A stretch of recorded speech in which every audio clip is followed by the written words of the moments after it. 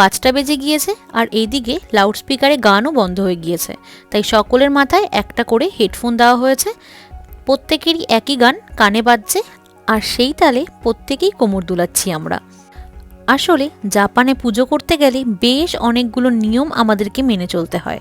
প্রতি বছর পুজো হয় হলের ভেতরে, সেক্ষেত্রে যেমন স্ট্রিক্টভাবে বলা থাকে কোনো প্রকার আগুন জ্বালাতে আমরা পারবো না, তাই আমরা মাকে পুজো করি উইদাউট প্রদীপে। এবছর যেহেতু বাইরে পুজো হচ্ছে তাই আমরা মাকে প্রদীপ দিয়ে বরণ করতে পেরেছিলাম, সাথে ধূপধুনোও দিতে পেরেছি।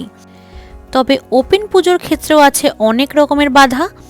এই যে মাঠটি ভাড়া করা হয়েছিল তার চারিপাশে যতগুলো বিল্ডিং আছে আর সেখানে যত মানুষ থাকেন, প্রায় প্রত্যেকের ঘরে গিয়েই আগে থেকে বলা হয়েছিল যে আমাদের এখানে পুজো হবে আর এখানে গান বাজবে। এক প্রকার পারমিশনই চাওয়া হয়েছিল। আর সকাল থেকে বিকেল অবধি গান